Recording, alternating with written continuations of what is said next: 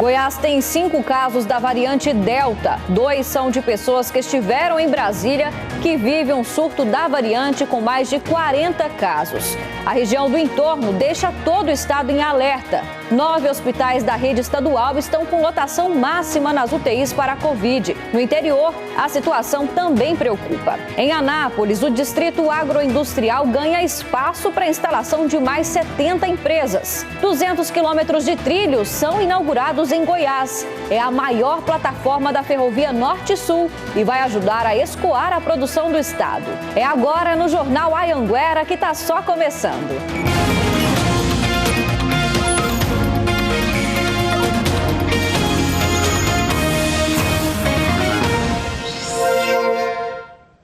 Olá, boa noite para você. Agora 7h09. Seja muito bem-vindo ao Jornal Anhanguera de hoje.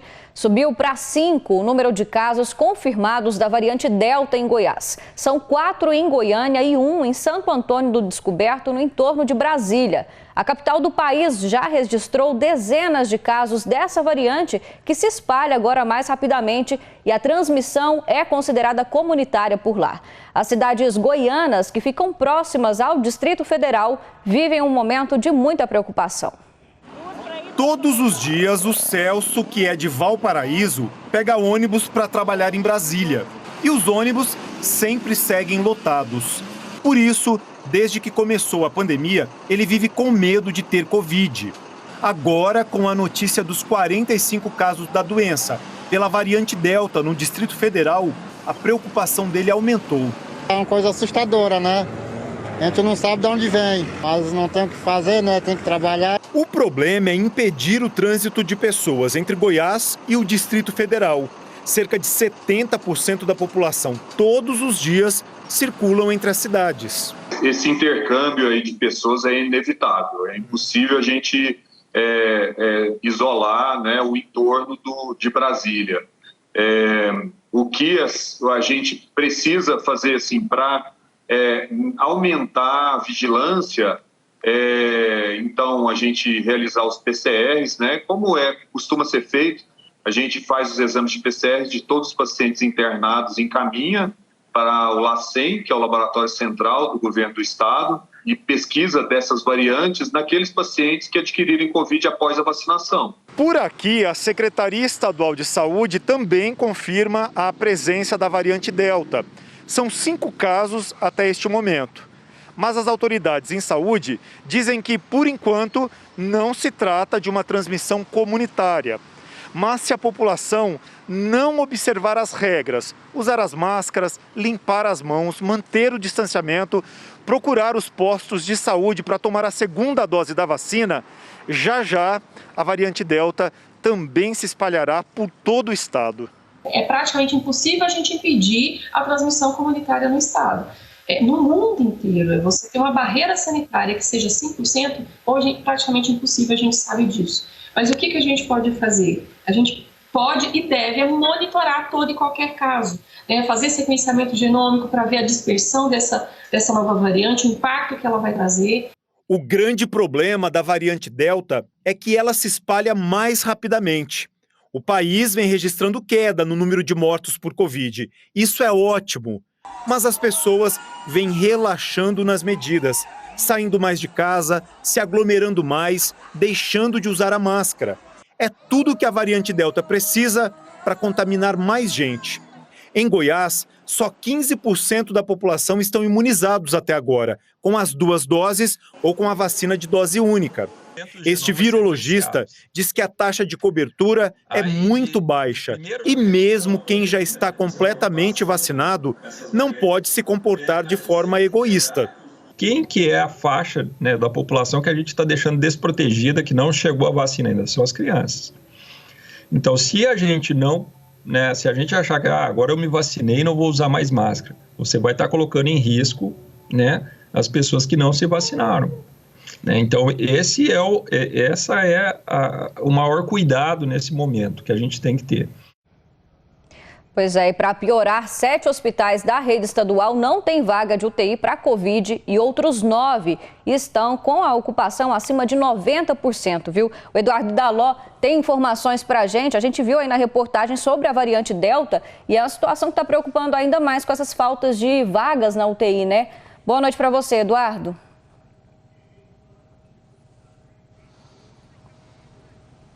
Oi, Gabriela, boa noite para você, boa noite para todo mundo que está nos assistindo. Realmente, como a gente viu aí na reportagem, né, é uma situação muito preocupante esse avanço da variante Delta aqui pelo estado. Inclusive, agora há pouco foi confirmada mais uma suspeita. É um casal aqui de Anápolis que teve contato com pessoas do Distrito Federal que estão contaminadas com Covid-19 com a variante Delta. Esse casal já fez exames e estão aguardando.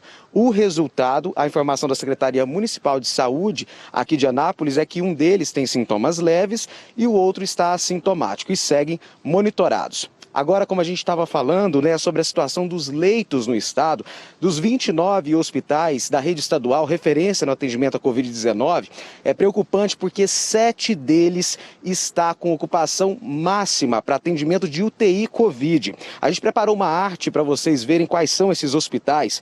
O CRER de atendimento aí em Goiânia, o HCamp de Goiânia também com 100% dos leitos para UTI ocupados, o HDT, Hospital de Doenças Tropicais, o Hugo, o HCamp São Luís de Montes Belos, em Jataí, o Hospital das Clínicas Dr. Serafim de Carvalho e em Jaraguá, o Hospital Estadual de Jaraguá. Em Goiânia também o Hospital de Clínicas, também está com lotação máxima para atendimento de UTI especializada para Covid-19. Também é preocupante a fila, não é, de pessoas em busca de leitos. Só em relação à UTI, para a gente treinar, são 59 pessoas na fila aguardando por um UTI Covid-19 no estado hoje. Gabriela. Obrigada, viu, Eduardo? Muito preocupante toda essa situação, né? Boa noite para você, viu? Goiás recebeu mais doses da vacina hoje à tarde. São 154.800 doses que chegaram por volta de 2 da tarde no Aeroporto Internacional de Goiânia. De lá foram para a rede de frio da Secretaria Estadual de Saúde para distribuição aos municípios. São 34.600 doses da AstraZeneca, do convênio Covaxin, para aplicação da segunda dose e 120.200 da Coronavac, feitas pelo Instituto Butantan para a primeira e segunda doses. Com essas vacinas, o estado já recebeu mais de 5 milhões de doses na campanha que começou no mês de janeiro. Mudando um pouco de assunto, o Distrito Agroindustrial de Anápolis ganhou espaço para a instalação de mais 70 empresas, viu? A transferência do terreno que pertencia ao estado para o DAIA foi formalizada hoje. O terreno de 175 hectares, equivalente a mais de 200 campos de futebol, pertencia ao Estado, mas estava em processo de leilão.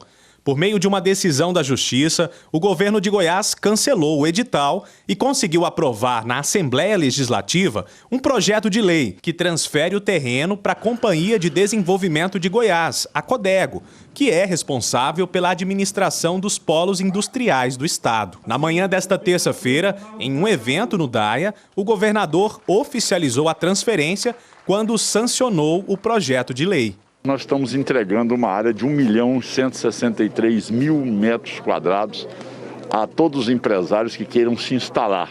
O que vai gerar aqui, indiscutivelmente, é mais de 5.000 empregos diretos aqui, além dos investimentos que estão sendo feitos em outras empresas e que isso nós teremos, indiscutivelmente, mais 5.000 novos empregos além, somando em torno de 10.000 novos empregos. De acordo com a Codego, toda esta área será dividida em 108 módulos, lotes que têm entre 4.000 e 120.000 metros quadrados.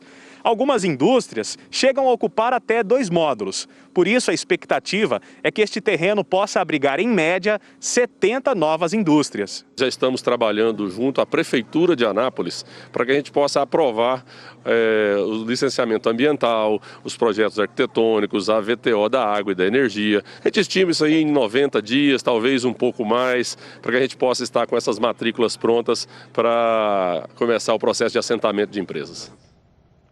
No evento, o governador também autorizou a expansão de 4 indústrias e a instalação de uma unidade empresarial dos Correios no DAIA. Será a segunda unidade dos Correios no país que vai atender exclusivamente empresas aqui do estado. Foi inaugurada hoje a plataforma multimodal da Ferrovia Norte-Sul, que fica em Rio Verde, no sudoeste goiano. São 200 quilômetros de ferrovia até a cidade de São Simão. O objetivo é desafogar as estradas da região. São 200 quilômetros de ferrovia de Rio Verde até o porto de São Simão. Quando estiver funcionando, a produção agrícola da região sudoeste vai seguir pelos trilhos e depois pela hidrovia até São Paulo. A plataforma foi construída em Rio Verde porque o município está entre os maiores produtores de milho e soja de Goiás e tem o segundo maior PIB agropecuário do Brasil. Esse terminal vai encurtar a distância até o Porto de Santos, dando uma agilidade, melhorando o escoamento, tirando os caminhões das rodovias e trazendo e agregando desenvolvimento e crescimento econômico aqui para a cidade de Rio Verde. A previsão é que o terminal comece a operar no início do ano que vem, mas ele já está funcionando em fase de testes, transportando cargas para Santos, em São Paulo. A plataforma tem capacidade para transportar 11 milhões de toneladas por ano e movimentar 1.200 carretas bitrem por dia. Mesmo sem estar em operação, a inauguração do terminal rodoferroviário de Rio Verde aconteceu durante o segundo e último dia do Fórum Regional Centro-Oeste Export 2021. O ministro da Infraestrutura, Tarcísio Gomes de Freitas, o governador de Goiás, Ronaldo Caiado, e o prefeito de Rio Verde, Paulo do Vale, visitaram a estrutura. Todos usavam máscara, mas houve aglomeração. Esta será a maior plataforma de carga e descarga da Ferrovia Norte-Sul e vai transformar Rio Verde num grande polo logístico do estado. Tudo aquilo que é necessário para dar suporte também aos distritos industriais, tanto de Rio Verde quanto também de Anápolis e outras cidades do Brasil, chegando a matéria-prima, todo o custeio aqui para manter as nossas indústrias. Foram quase 400 milhões de reais em investimentos. A expectativa é que quando começarem as viagens de trem, sejam geradas 1.800 vagas de emprego. Rio Verde se insere nessa geografia, nesse contexto. A gente vai ver aí muita carga ou vindo de São Paulo para cá, carga de retorno, fertilizante, cargas importantes para o agronegócio, ou voltando, saindo de Goiás com a produção em direção ao Porto de Santos. A polícia indiciou 5 pessoas por ajudar na fuga de Lázaro Barbosa, que foi morto numa troca de tiros com a polícia no dia 28 de junho, depois de 20 dias de fuga. Ao todo, já são 13 inquéritos instaurados pela polícia e o Myron Watton tem os detalhes para a gente. Boa noite para você, Myron. Olá, Gabriela, boa noite para você, boa noite a todos. Pois é, as 5 pessoas são o fazendeiro Eumir Caetano, o caseiro da propriedade rural, Alain Reis, a ex-mulher, a ex-companheira e a ex-sogra. Todos eles foram indiciados pela polícia pelo crime de favorecimento na fuga Lázaro Barbosa desse criminoso.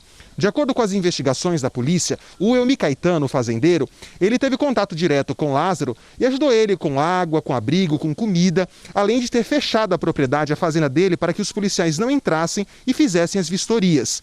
Esse fazendeiro também foi autuado pelo posse ilegal de arma de fogo, pelo posse irregular. Já as mulheres, que também tiveram contato direto com Lázaro, ajudaram ele com água, comida, dinheiro, roupas e também trocaram muitas mensagens de texto por telefone, falando sobre o trabalho da polícia. O Lázaro Barbosa matou uma família inteira lá no Distrito Federal, cometeu vários outros crimes na região e foi motivo de uma verdadeira mega operação, de uma força-tarefa das polícias de Goiás e do Distrito Federal durante quase 20 dias. Foi uma operação que envolveu 270 homens. Lázaro morreu no último dia 28 de junho, Gabriela. Obrigada, Mayro. Com certeza, toda essa ajuda que ele recebeu atrapalhou demais esse trabalho de buscas, Muito obrigada, tá? Bom trabalho. A gente tentou contato com os advogados de defesa dos 5 indiciados, mas não tivemos nenhum retorno. Em Pontalina, no sul do estado, uma mulher de 43 anos diz ter sido agredida por 3 homens depois de uma confusão em um bar. Segundo ela, 2 desses homens são policiais militares. As marcas de agressão estão por todo o corpo da mulher, que tem 43 anos. Com medo, ela não quis mostrar o rosto.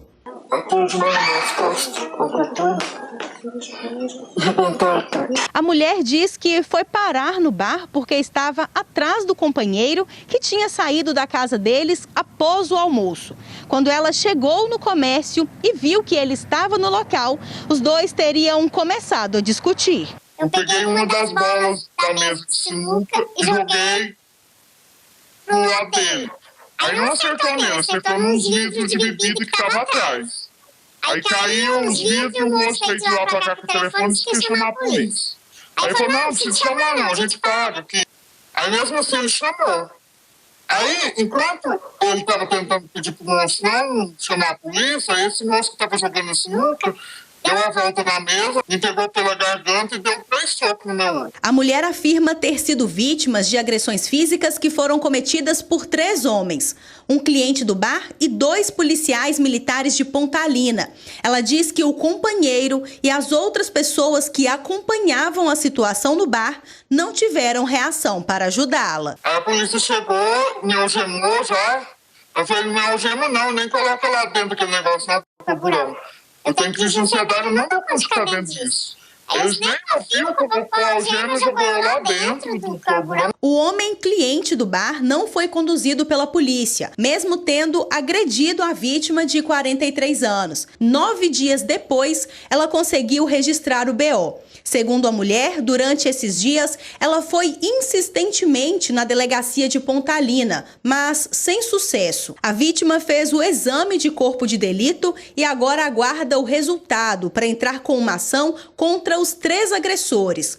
Eu estou muito abalada, sabe, usando remédio. Porque desde esse dia eu não consegui mais dormir, eu só estou dormindo aos remédio. O delegado de Pontalina, Pedro Manuel, disse que no dia 30 de junho, a mulher foi orientada a aguardar o atendimento, que é por ordem de chegada. Quando soube do tempo de espera, ela foi embora sem falar com ninguém. No dia 8 de julho, ela voltou na delegacia com um advogado e fez o boletim de ocorrência.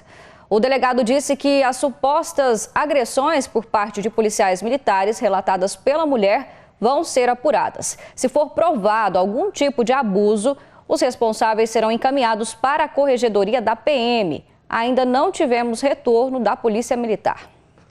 A Polícia Rodoviária Federal apreendeu 3 toneladas de maconha que vinham aqui para Goiás.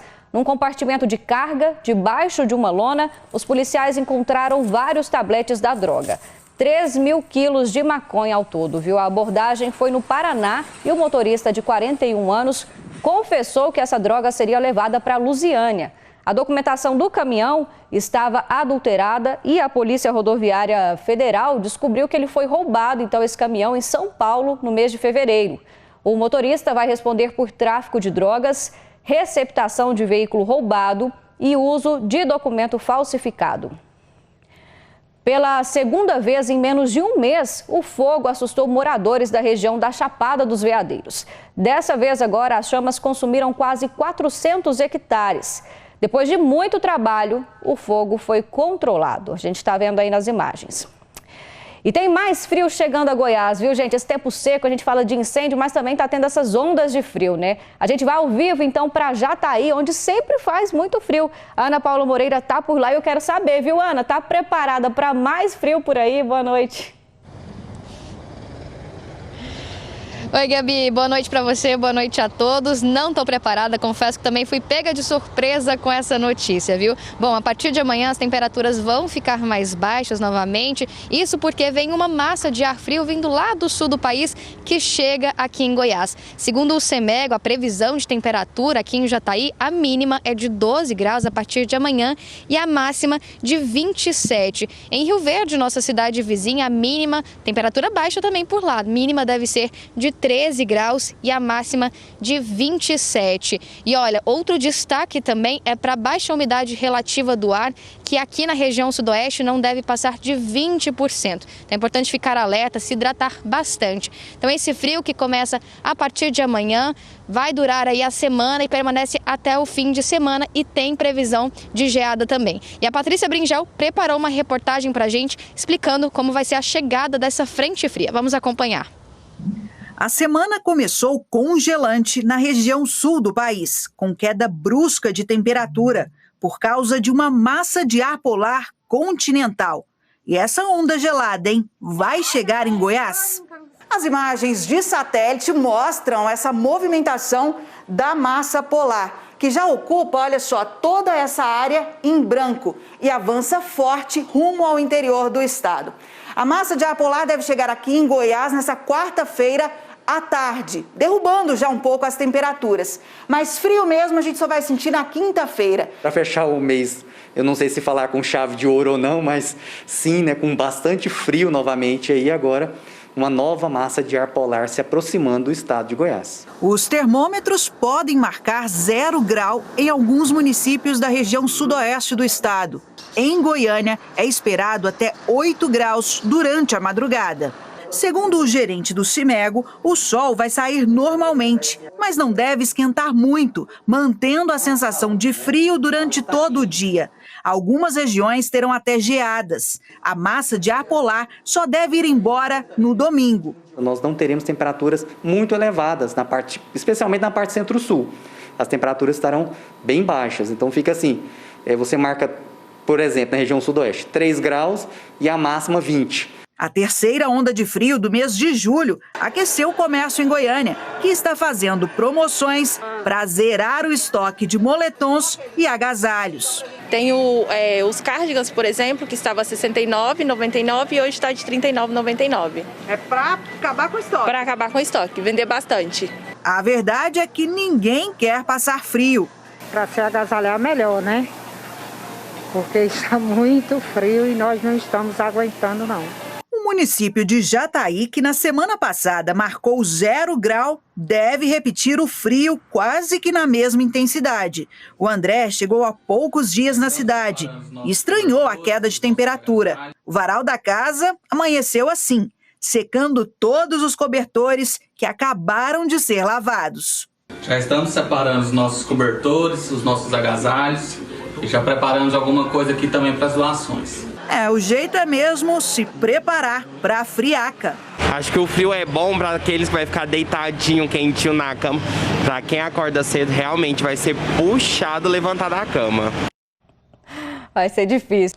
Em Rubiataba, um empresário foi preso pela Polícia Civil por furto de energia. Foi durante uma vistoria feita em uma fábrica de tijolos entre as cidades de Rubiataba e Ipiranga de Goiás. O responsável da empresa, um homem de 26 anos, foi preso em flagrante.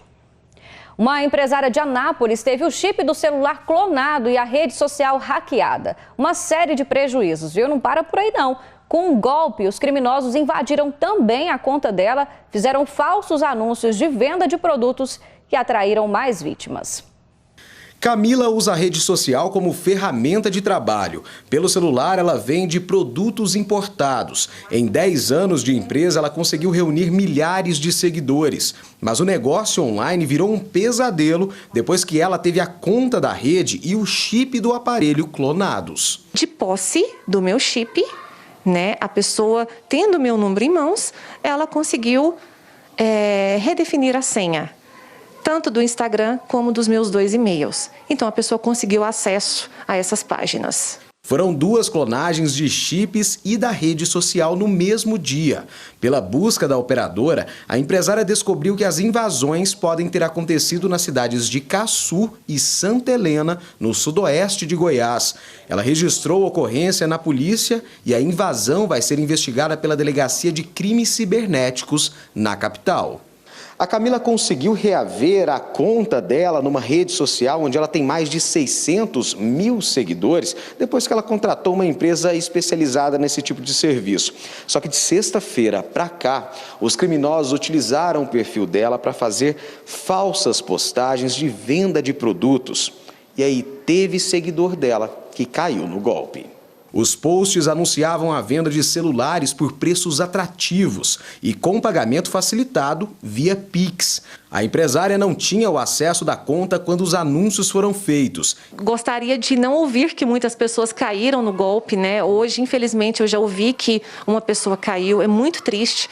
Eu já até orientei a pessoa a procurar um advogado, né? A procurar o banco e ver se tem como a pessoa receber o estorno do valor pago. Quanto prejuízo, né? A Polícia Civil de Anápolis disse que vai investigar o caso. Já a operadora Claro disse que segue as normas e legislações vigentes do setor e que todas as alterações contratuais são feitas mediante a confirmação dos dados pessoais do cliente. Disse ainda que tem rígidos sistemas de segurança e monitoramento e que todas as denúncias são apuradas. Foi enterrado hoje no cemitério São José, em Caçu, no sudoeste do estado, o corpo do goiano João Batista. Ele ficou conhecido em todo o Brasil ao entrar para o livro dos recordes por ser o idoso com síndrome de Down mais velho do país. Na época, o seu João Batista tinha 70 anos e esbanjava muita disposição e alegria, como a gente está vendo aí nas imagens. Ele morreu no fim da tarde de ontem. O laudo da morte ainda não saiu, mas a família disse que ele já estava bastante debilitado há alguns dias. Muito triste, né, gente? Essa perda aí agora. A gente deixa também os nossos sentimentos para toda a família, então, do seu João. Tá aí as imagens dele aí, de alguns registros que a gente fez aqui durante os nossos jornais. A nossa imagem do dia hoje é dupla, viu? Cenas inusitadas que aconteceram no Rio Araguaia. 2 barcos, gente, ficaram sem piloto. Uma canoa com motor ligado estava à deriva na água, rodando, como a gente está vendo aí. Um bombeiro conseguiu chegar na embarcação e levar ela de volta até o porto. E a outra imagem foi em Aruanã. O piloto caiu na água, mas o motor também ficou ligado e o barco continuou aí navegando. O homem foi resgatado pelos bombeiros. Veja só, 2 cenas, então, bastante inusitadas na nossa imagem do dia hoje, viu? E assim a gente encerra. Uma boa noite para você, hoje com imagens do Lago JK em Jataí. Até amanhã.